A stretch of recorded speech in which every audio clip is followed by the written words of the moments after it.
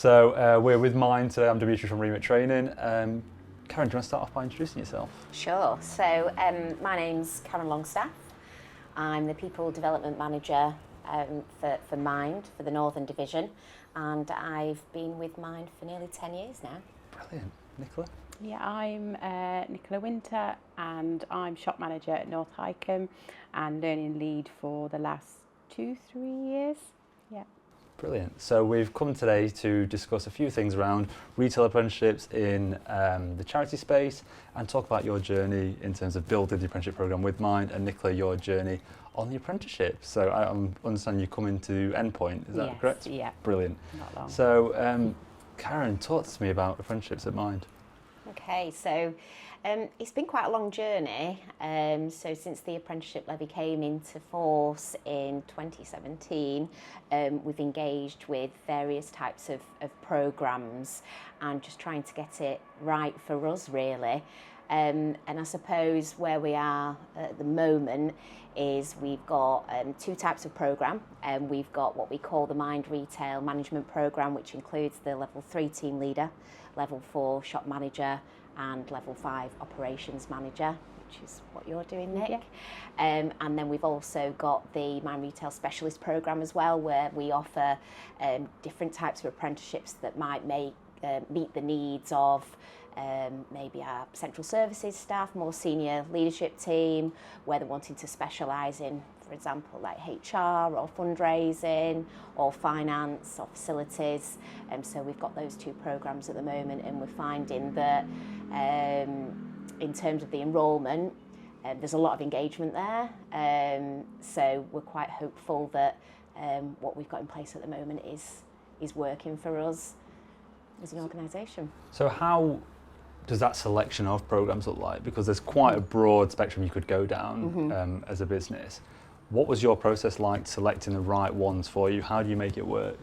Yeah, so for us, management and leadership is so important to how we are successful as a charity. We've got quite a number of managers in our business that are seeking to improve their skill set, improve their behaviours and their knowledge of leadership and management. So we've got a real thirst for that. And it was just the right fit choosing that management programme for us. And I think because of the programme itself, it's so generic, it's not just specialist to retail. We've seen that some of our central services line managers who've been recently promoted have engaged with the programme as well, so it's just a really good fit for us in terms of that management and leadership skill set. No, it makes perfect sense. Nicola, yourself, what was kind of your exposure to apprenticeships before being introduced to Level 5? It wasn't really. None really. And what's kind of your thoughts now on apprenticeships? I think it's really good because I think there's a lot of people out there that can't afford the degrees. So I think there needs to be more done with apprenticeships, definitely. No, I couldn't agree more. I think there's still that kind of misconception around apprenticeships. And when I talk to people outside of work about apprenticeships, they're like, wow, I didn't know I could do an apprenticeship in this. I didn't know I could do one in management. I know the one I always bring up is, again, a retail supervisor. People didn't realise I could go into a retail job and then do an apprenticeship and get development. And I think that's really eye-opening for just general public, that they don't know that actually that could be a career for life, that could be progression through apprenticeship programmes. We've absolutely found the same. I think with the demographic that we have in the charity sector, there's quite an old-fashioned view of apprenticeships are for people that have just come out of school. So if I'm sort of 40, 50 years old, that ship has sailed for me. That's not something that is on my agenda for learning.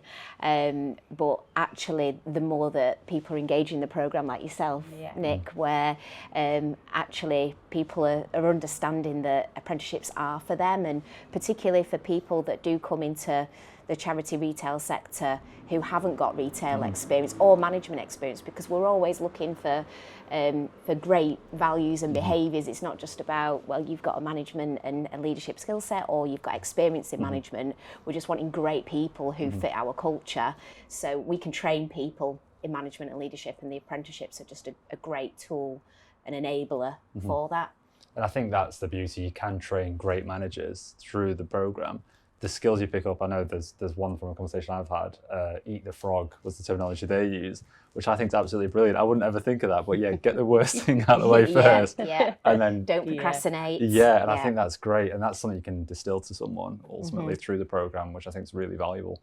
So Nicola, would you say you've become now an advocate of apprenticeship programs and you're going to push that to other people? Yeah, definitely. Yeah, I think that's really nice.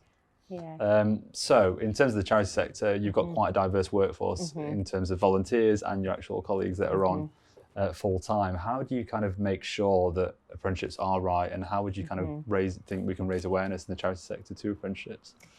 I think for us, the various levels of apprenticeship are really important, and we have a pathway, a management pathway to success, if you like, where we're wanting that internal pipeline to be developed and to be strong, and for people to understand that they can have a career with us. So for, I suppose, people that are just coming into management and maybe in an assistant manager role, or maybe looking for their first shop manager or line manager role in central services, we very much recommend the level 3. For people that have got more experience in management and maybe they're just wanting to fine tune those skills, those behaviours, we recommend the level 4. And for those wanting to progress onto an area regional senior leadership position, we recommend the level 5 and beyond. So we really try and tailor each apprenticeship to each individual, and we have our own way of looking at people's skills. We've got a skills gap analysis that enables us to do that, and we work with line managers and the individual to really make sure that whatever the apprenticeship is, it's the right fit for that individual. Yeah, I think that is the key term there. It's the right fit for the individual, because apprenticeships ultimately aren't for everyone. We know that, but they are a great opportunity if it is a good fit for them. So what's another one for you, Karen? What's kind of the grander ambition for your apprentices? Where do you see them progressing? Because I guess, is attrition quite an issue in the charitable sector? What is the grander ambition? You don't obviously want someone to enrol onto a program and then leave you 6 months later. So how do you hope that putting someone on program will ultimately keep them in the business? Yeah, it's a really good question, because we do struggle with retention in charity retail. Just the nature of the beast is that people come and go, but we very much recognise our talent within mind, and we do our utmost to again just make that apprenticeship fit for them. So for us, what we're really looking at in terms of our apprenticeship programme is that upskilling piece and retention piece. So particularly for our level 5 learners, we've seen some fantastic development to dual site management, to regional learning leads, which Nick, you're a regional learning lead, to our area and regional manager roles as well. So it's really helped with that skill gap, and I think without the apprenticeships, people wouldn't have felt confident to apply for those positions, but also when they are in that position, the induction period is feeling much more of a transition into that leadership role, rather than I suppose that frightening challenge that can be when it's the unknown of a new role, and you know that it's a more senior role, so quite rightly you're apprehensive about it. But we're finding the management apprenticeships, they are equipping future leaders for us. Brilliant. So Nicola, you've been on programme now. Yeah. You're towards the end. Do you feel that it has equipped you, and kind of what's been the key takeaways for you? Definitely. I think mine is my confidence. I did massively lack confidence, thinking that can't do it. Yeah. And just the knowledge that you learn as well, it makes you understand people more as well, a better understanding of your job. I guess when you're dealing with customers as well, day in, day out, it must surely help you. Yeah, you know, definitely. Learnings from the programme, I'm sure you've put them onto the customers and Yeah. equally the people that are working in the store with you. Yeah. How do you feel like it's influenced other people in the business that you work with?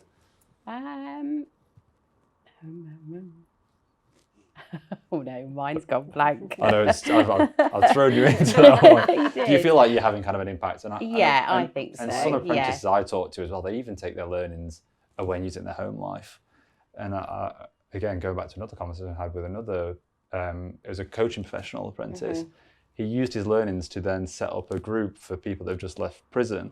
Right. And use those coaching abilities and mentor wow. people and got them on a better path. And I think that's the story I like to tell, because that's something that Yeah. I think that's a really positive impact for apprenticeships, that not only has he utilised it so the business is benefited, but people outside that he meets day to day will be impacted by that as well. Yeah. And another apprentice, I think, said she used the coaching techniques on her brownie group. So again, just that wider impact. Yeah. So I suppose, do you think you've probably picked up some skills that you maybe used on family members or? Yeah, probably. I'm definitely in the shop, I think, as well. Because obviously with the volunteers, you have a different range of volunteers as well. So you have a more understanding on their learning, their needs. Yeah, massive. I think management styles is a big part about level 5, isn't it? Really identifying how people should be managed. So as a direct impact, do you feel that more people would benefit than understanding and coming onto program to work with the different types of people? Yeah, definitely. I think for you, Nick, as well, like you manage the whole region, so 18 shops when your regional manager is away, which is what is happening at the moment. Suddenly. But I think you're underselling yourself there, because if you think about the conversations you've had to have yesterday around stock take and trying to influence and persuade shop managers when they're really frustrated that they've got to do it again. That's true. Yeah. Would you want to step up into that full-time regional manager role one day? Eventually, I think my next step would be dual site and then maybe area. Yeah, I think eventually regional manager. And do you think without the apprenticeship program you would have done that leap 2 years ago? Definitely not. No. Which is great, because that's what you want ultimately. You want to create. Absolutely. So in terms of your pathways created through apprenticeship programs, is that the goal when you thought, I want to implement the level 5, this is going to be our future leaders? Yeah, 100%. We've got examples of that already. So an example in London where one of our now current regional managers has worked her way up from shop manager to regional learning lead to dual site to area manager and now regional manager, and that's been within a 3-year time period. So that's quite quick to be working your way through. What was that, 5 or 6 job roles? Wow, I mean, that some people would really like snap your hand off for that. And now she's actually exploring a level 3 HR apprenticeship. So she's somebody that's really engaged with the apprenticeship program as well, and is reaping the benefits of it. Yeah, absolutely. That sounds like an absolutely incredible story. And what time gap was that kind of 6-role transition? It's 3 years. 3 years. Wow. All through the program, which can be quite daunting for a lot of people. But if you've got the opportunity there, and I think it's very rare that a business would give you that opportunity to grow so quickly, and to give you the support is just absolutely amazing to tell that story. I think we need to get them on a podcast next time. Yeah, definitely. We have got other examples of that as well, because we've quite recently taken on 2 area managers into the role, and both have done a level 5. Same with the regional learning lead role. There's multiple that have done level 5s or level 4 learning mentor as well. So if we're aware of somebody wanting to progress, which we are, because we review our talent on a quarterly basis with line managers, we will engage in conversation with them about our management program and the pathway to hopefully getting the future leaders that we need to successfully run our organisation for us. Brilliant. So what does a good leader look like then? What's kind of like the end goal? Yeah. A good leader is somebody that's got high emotional intelligence, and somebody who isn't frightened to have an honest conversation with somebody, someone who's fair, respectful, consistent, somebody who can give great feedback and really increase that feedback culture that we really value at Mind Retail. Somebody that lives our values of putting people first, never stop learning, stronger together. Yeah, no, really great. As a wider piece, what the charity does, I think that echoes through the programme as well, and what you're trying to achieve through the programme delivery. In terms of the charity sector as a whole, what could it do better to implement apprenticeships, do you think? I think what we could do better is if we had, if if our portfolio was larger, we'd have the opportunity to take on apprentices. At the moment, we don't have that opportunity because the majority of our shops only have a shop manager, assistant manager, and a Sunday supervisor. So there's just 3 staff members per shop. So we are looking for a small bit of experience when we recruit for those roles, because to put somebody in a position that had no experience whatsoever, that would leave our shop quite vulnerable and at high risk of not achieving the profits that that are so valuable to Mind. So if anything, it would be fantastic to explore more around superstores, which I know some of the bigger charities have, donation centres. So that would mean that we're taking on those sales assistant roles, which could absolutely be apprentices coming straight into our organisation, that we could then see that talent pipeline start from there. So it's not more of a growth issue, it's an operational issue at the moment in the implementation. It is a shame, but again, you guys are doing it really well, and you can see from the success stories that you've got so far that it's clearly working. So hopefully with time, great managers will help the business grow as well, and that's the wider impact. So I think my next question is, what impact directly have you seen? I know you've mentioned it, but not at operational level, but as a whole business. How do you think apprenticeships are leading the way? It might not just be managers, but as the wider programs you've talked about as well. Yeah, I think what the apprenticeship programs are doing at the moment for us is it's that understanding and connection with people that there is more to learn. And one of our values is we never stop learning. So it's about being curious and creative with what it is that you do learn. So we're very much looking at the moment, how we can explore apprenticeships that aren't just management apprenticeships, so that people can grow their skill set in HR, L&D, finance, facilities, whatever that might be, and just being really open to that, because if we can increase our skill set of the people that work within our business, it's going to push our business further, and our business is going to grow, particularly at a time where we need that growth and we need that creativity.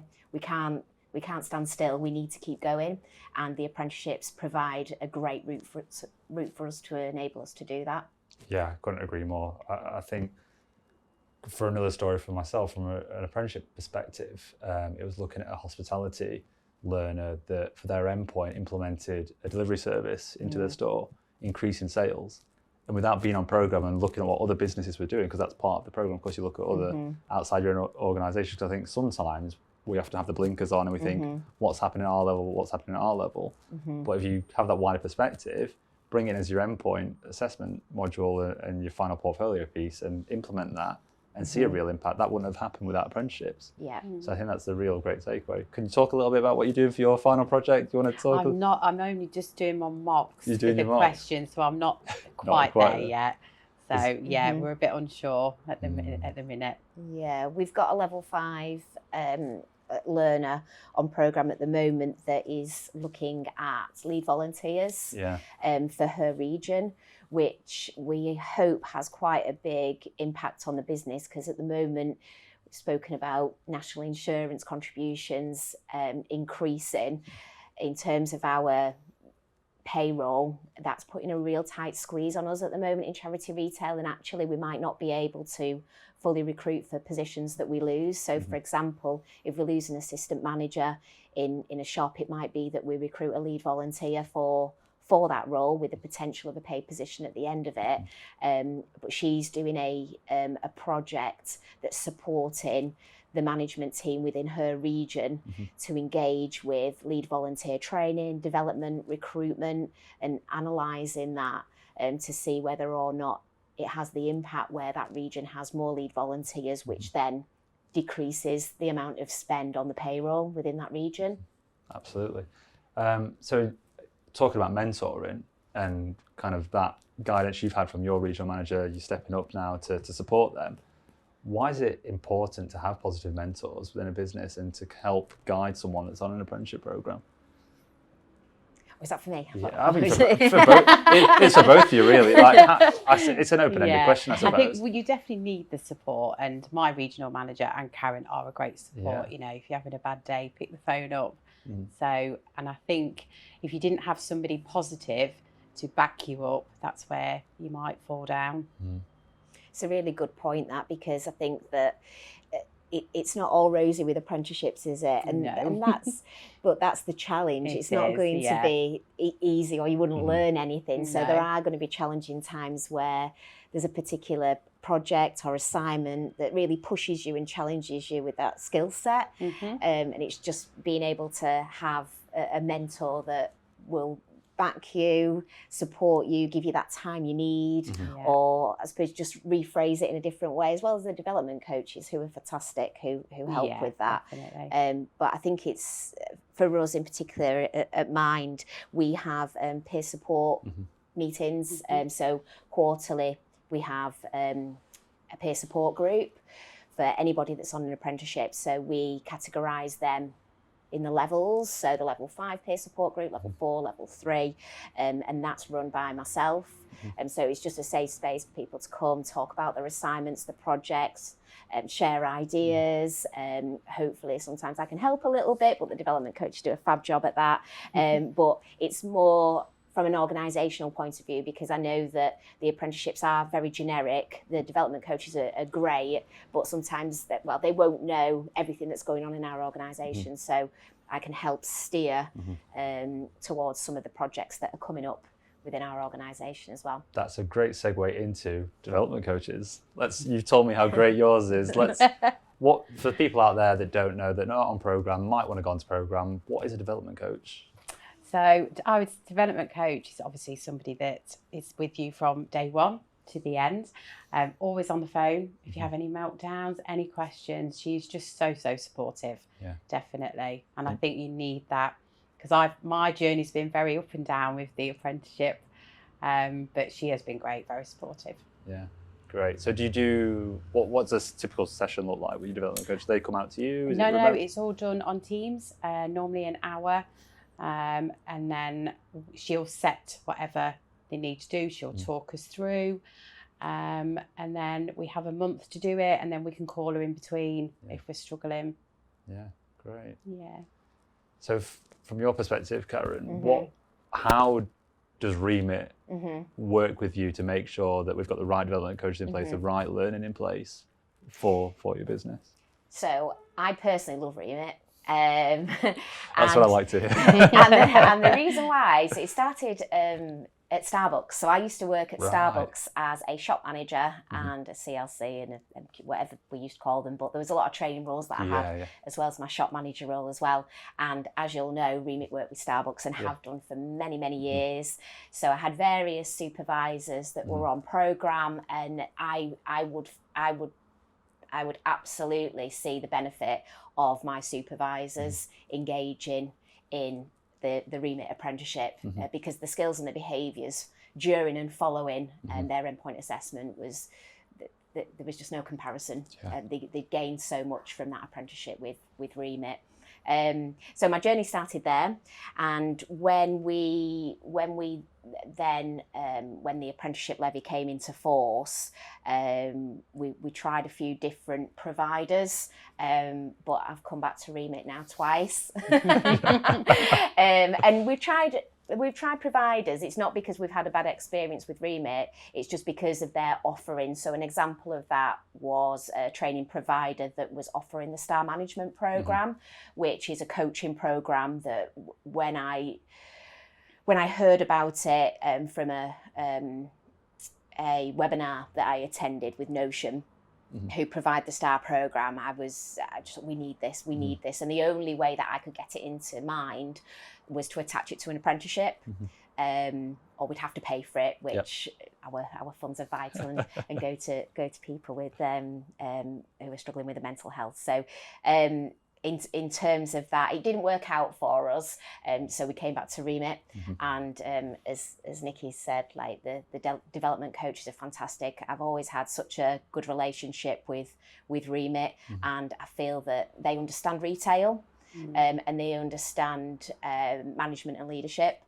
and for me, there's not another training provider that compares, and we've tried training providers Brilliant. I'm sure Matt will love to hear that. And Matt's great. No, Matt is great. You know, I work with Matt on a number of projects, and he is absolutely fantastic. Yeah. He's always there to pick up the phone to, and He is. you know, he's always quick to get back to you, which He I is. appreciate. You don't often get Absolutely. that. Sometimes you'd be left with an email for 2 weeks. And you're chasing the training provider, where I don't find that with Matt at all. He's so genuine and transparent, and he's not trying to hide anything. I find sometimes with training providers it can be quite cryptic, and you're trying to understand what it is that they're trying to tell you. But yeah, Matt just says it how it is, and it's I think that's good. really I appreciate great. that. You know, with our dashboard as well that we use to, I'm sure you know the dashboard. Yeah, where you can and even Power BI, where you can see the whole overview of where your learners are, and I think that's so important because it is that transparency. Yeah.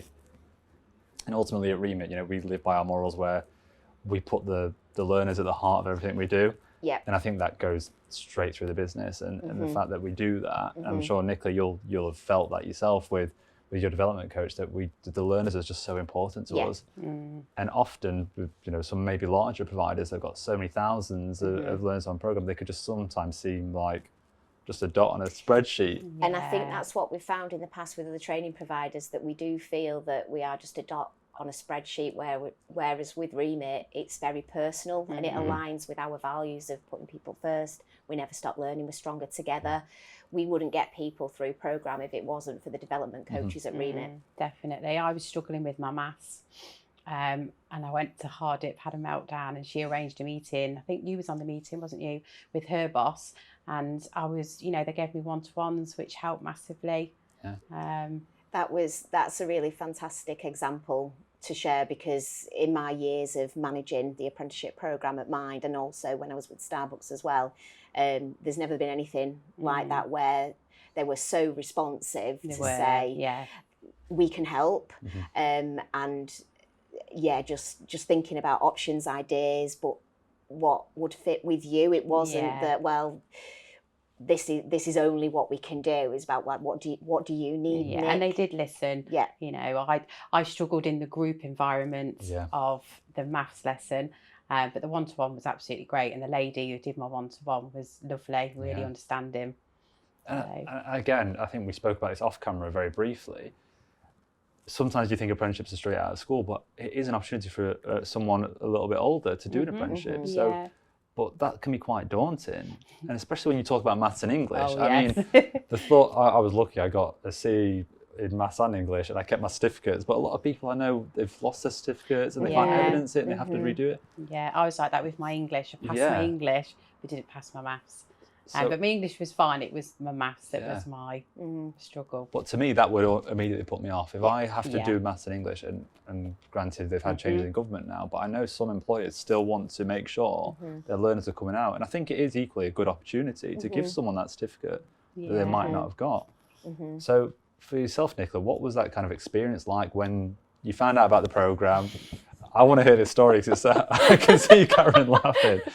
So talk me through what that was like for you. The apprenticeship has been absolutely fine. I've had no problems, and my English, but the maths, I think it was just trying to do the apprenticeship, do the maths and the English, work full time. It was just too much. It really was. So when we got that email saying you don't have to do it, it was just like a weight lifted off my shoulders. And I think more people will now join up because they don't have the pressure of the maths and English, because it is a lot to work alongside your apprenticeship as well. I think what we see in the automotive space is predominantly our market share, is a lot of the younger learners can't see the application for, let's say, maths into their job role. And I think, for me, I think it's a great opportunity, and to give the learner the option is great.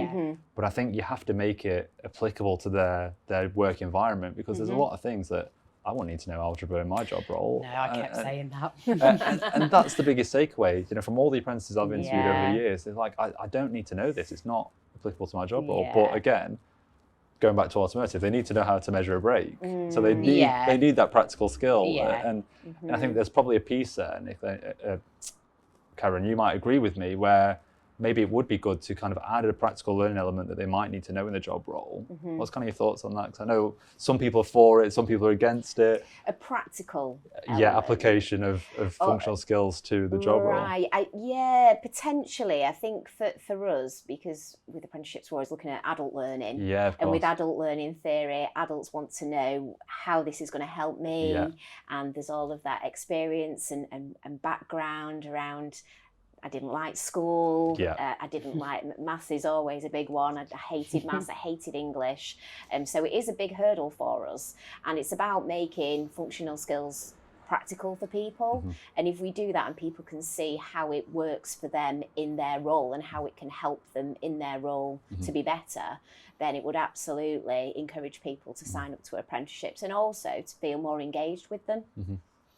And Nicola, for yourself, do you feel like doing a little bit of that has kind of helped you grow and prepare you for that? Yeah. Because there's an element of finances and stuff to the and like my English, I did say I was going to finish my English, but I didn't. I just thought, no. So my English, but yeah, like division, what was the other one? Fractions. Yeah. I have learned a lot more about fractions now, but yeah. I suppose maybe there's an element to bolt on a module to that. Yeah. Not as a you have to do it, but maybe this is a good bit of learning. Yeah. I think at level 5 there is, because there's a lot of analysis of figures. If you're looking at being an area or regional manager, then you need to know your figures, you need to know your targets, you need to know how to analyse those, create spreadsheets, which if you can do that a quicker way is going to make you more effective and efficient in your role. So there's absolutely a place for it at that level. I know I'm very envious of our accounts team where they can just input codes on a spreadsheet and just do some... I can only do the equals sum open brackets. That's about the extent of mine. I can maybe colour a box here and there. But absolutely not. The idea of opening up a spreadsheet, and I do bits of this now as I'm stepping into my new role, and I just get completely taken aback by the idea of I've got to input all these numbers, make sure they match up, and then pass this on to someone else and have the confidence to give it to someone that I know that it's right. And I think that's an element of learning that I need to do, and maybe I'd benefit from an apprenticeship program in that regard. But we touched upon NI briefly. I know we've just had drastic changes within government. How's that affected you as a business? For us, it's increased our costs quite dramatically, where we've seen sales targets have to increase and minimise other costs within our business. Like if, for example, we lose an assistant manager or a supervisor, we might not replace like for like. So really developing our volunteer team is pivotal for us at the moment. So using things like short courses, like MVQs. They're not called MVQs anymore, but I can't remember what they're called. But like the free courses website, we've engaged with level 2s, for example, where we're just wanting that talent pipeline to be slick, whether that someone's an employee, whether they're a volunteer, to help them with that succession planning within our organisation. Brilliant. So if we're going to talk to, this might be someone at Mine that might want to do an apprenticeship, or someone that's just watching it, what does an apprenticeship at Mine look like from start to finish? You know, from enrolment to completion of programme, what's kind of involved in the whole process? Yeah, so at Mind we have an intranet, and we have an intranet page especially for our apprenticeships. We have 2 different programmes. We have the core programme, which is management qualifications, level 3, 4 and 5. And then we have a specialist programme, which are a various amount of apprenticeships, like HR, L&D, facilities, finance, things like that. So firstly, you'd have a look through the various apprenticeships that we offer, and then you'd complete a registration form, an interest form. Once we know you're interested, the people development manager will give you a call, just discuss your application in more detail, and then we'll get in touch with our training provider, which is Remit, and they will take it from there, where they'll organise various different meetings and catch-ups with the learner to get them onto programme. One of the ones that we find really beneficial is the skills gap analysis, where the line manager, the learner, and someone from Remit will jump on a call and they'll assess that learner's skills gap and agree on that to move forward onto the programme. So we find that really beneficial. Once the learner's once the learner's been enrolled on the programme, we then have peer support meetings where we catch up every month, dependent on the level that you are completing your apprenticeship for. And then the journey can be 12 months, 18 months on programme, and then endpoint assessment. So Nicola, how's your journey been on programme? What you told me you've had some ups, some downs. What's been your main takeaway so far from it? I think my confidence, definitely, and all the knowledge that we'd learn. Like a lot of the learning styles I'd never heard of in my life. Yeah. So, yeah, definitely confidence, the knowledge, and yeah. Yeah. Have you done the colours? Is it the colours of different people? Insights. Yeah, the insights. Yeah. Have you? What colour are you? Do you know what yours are? Yellow? I can't remember now. Yeah. I can't remember. Yeah, we did it not too long ago as our team. I'm a red apparently. Yeah. But when we I did it at the meeting, didn't we? We did. Yeah.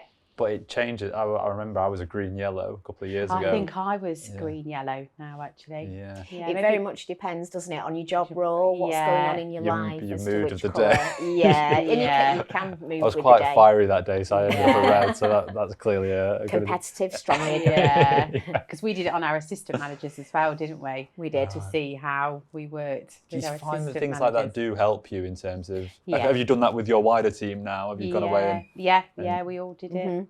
Yeah, we've done it as part of management meetings, so we've done it with various levels of management, and everybody's found it really interesting. Yeah. I think any type of assessment of someone's personality, people just are really. Yeah. I went home and did it interested. on my husband. I was like, me too. That I was like, you're definitely a red blue. Yeah, he was.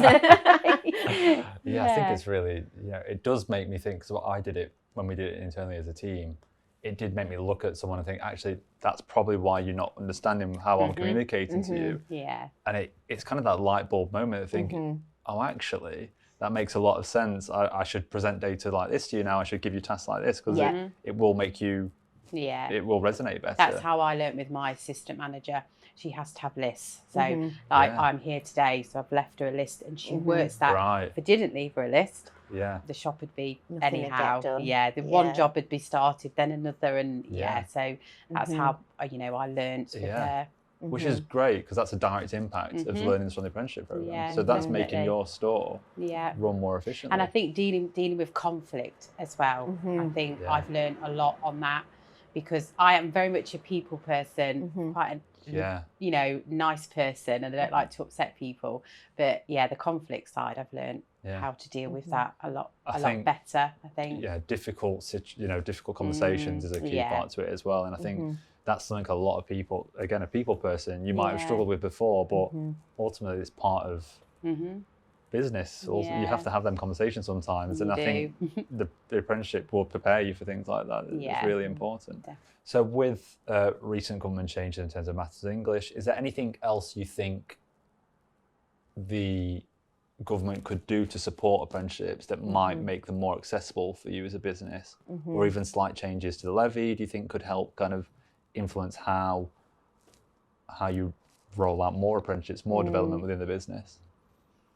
Yeah, I think for us, a big thing for us is the functional skills, where we have found in the past people are reluctant to complete an apprenticeship because of the functional skills elements. It's quite scary for some people who have maybe not done so well with maths and English in the past. So having that option, particularly at the lower levels, I think, of the management, like the level 3 and the level 4, where there's not so much maths required in their roles, I think is a massive advantage for us now to be able to promote the programme, get people on programme and really enhance people's skills and behaviours. I think that, the last cohort that we recruited onto was our highest engagement that we've ever had, and I do believe that an element of that was because of maths, the optional, functional skills being an option now rather than it being essential. And I think for us as a business, that's just going to grow and grow and grow, which ultimately is going to be so important to our sustainability as a charity retailer and making the profits that we need to make for Mind. Because they go up and up each year. They do, of course. There's always absolutely, and so they expectations should. of growth. That's it. So you've obviously been on a journey with Mind to how you're rolling out the program, implementing new programs. What would be your kind of ideal look at 5 years' time? How many apprentices would you want on a program? How do you plan to continue scale? Everyone should have a 5-year plan, right? Yeah. I get quite excited about apprenticeships.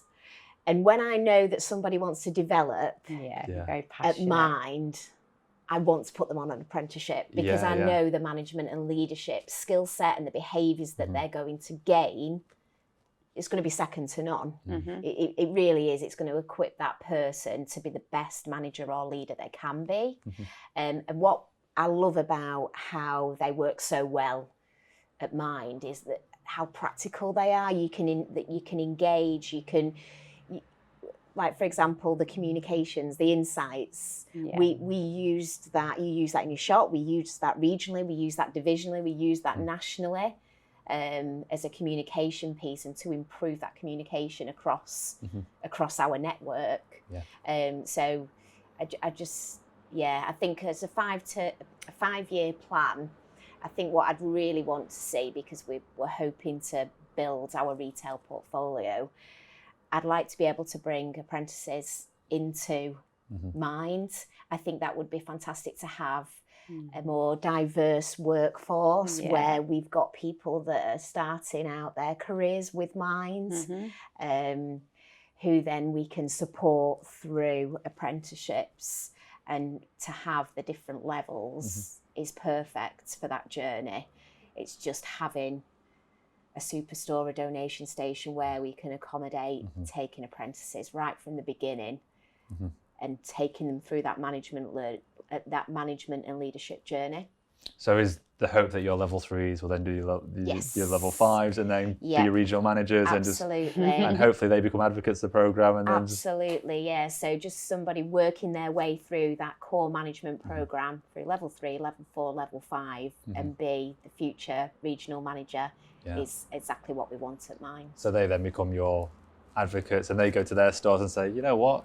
This is how I did it. This is how I did it. This is your opportunity. Yeah, exactly. So there you go. You've got a goal now. And we've already got a couple of those, which is great, who advocate that for us because we have got people in regional manager, two regional managers who have done that journey. And I think that's important because they want to see real hand experience of where they can go, and that'll be the role models. Like you said, you'll become their mentors. You'll help them, the development coach. Well, my retail trainer, she went up to area manager, and I spoke to her in depth before I started the course, and she really promoted it. Definitely. So how did you find out about the course? Did you go on the internet and see it there? Karen promotes it all the time. Promote everything. Which is great. And I can plug anything, I'll plug it. She did. And I think I sent you a message saying, I think you and Kevin saying, do you think I'm ready? Do you think I can do it? And she was like, absolutely. Absolutely. Yeah, and I think it goes like what you were saying earlier about Remit being a personable training provider.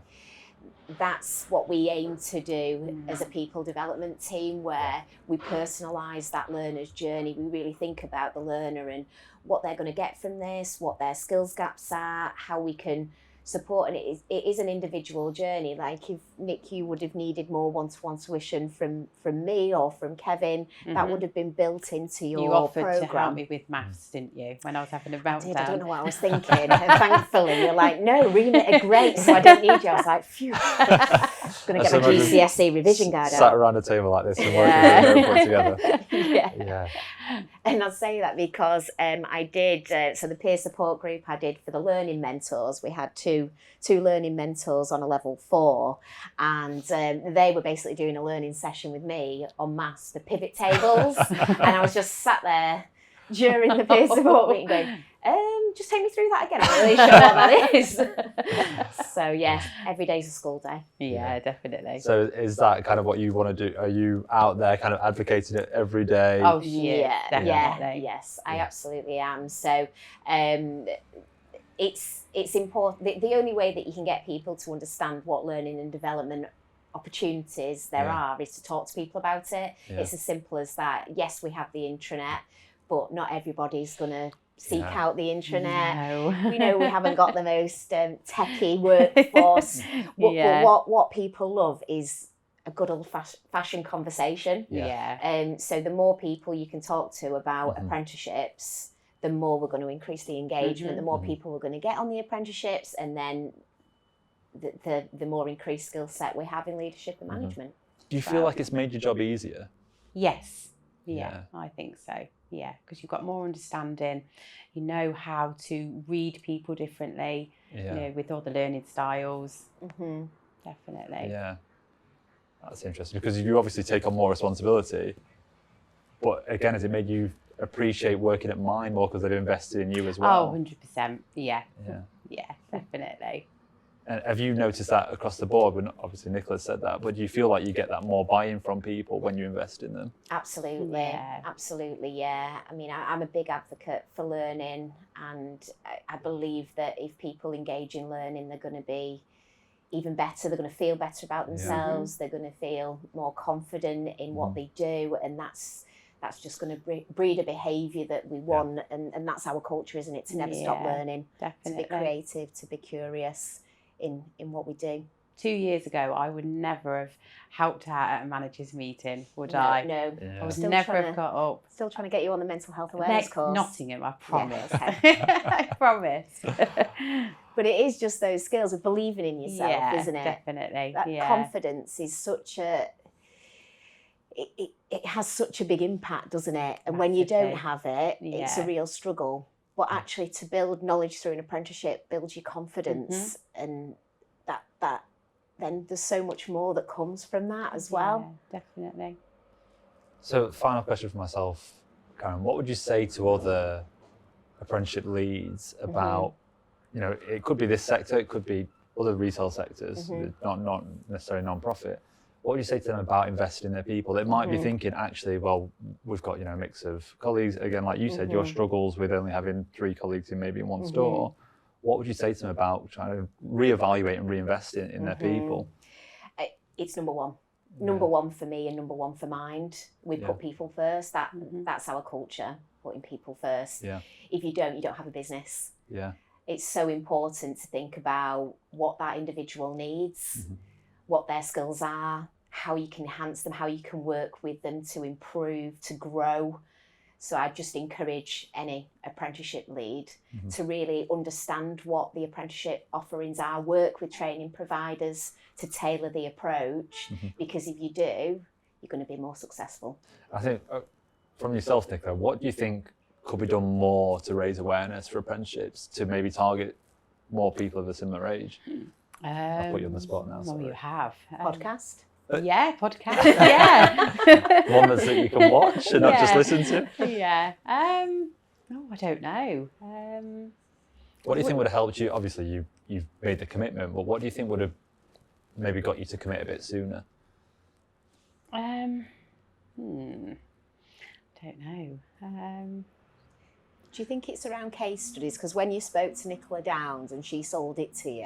Yeah, it could be. Yeah, maybe. Yeah. More positive impact stories and I think showing people that, like we said, for yourself, Karen, seeing that person do level 3, level 4, level 5. Yeah.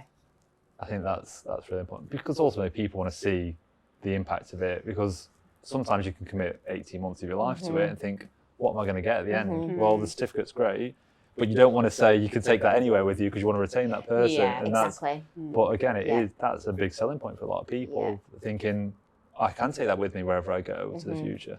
I think for us, a lot of people that we get on programme are really passionate about being the best manager, the best leader that they can be.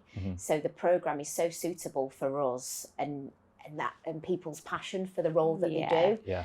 So a lot of people just come onto programme because they want to be the best that they can be in their role. Yeah. It's not always about the next step. Sometimes it is, but it's a combination of the two. And I don't think my confidence would have grown as quickly if I hadn't have done the level 5. Definitely. It pushes you out your comfort zone. Massively. Yeah. It's almost a very selfless thing to do a management programme, right? Yeah. Because you're doing it to benefit the people around you. Ultimately, you're going to be a better leader. But what are you doing it for? To help people around you. Yeah. Yeah, absolutely. Which is quite nice. Yeah.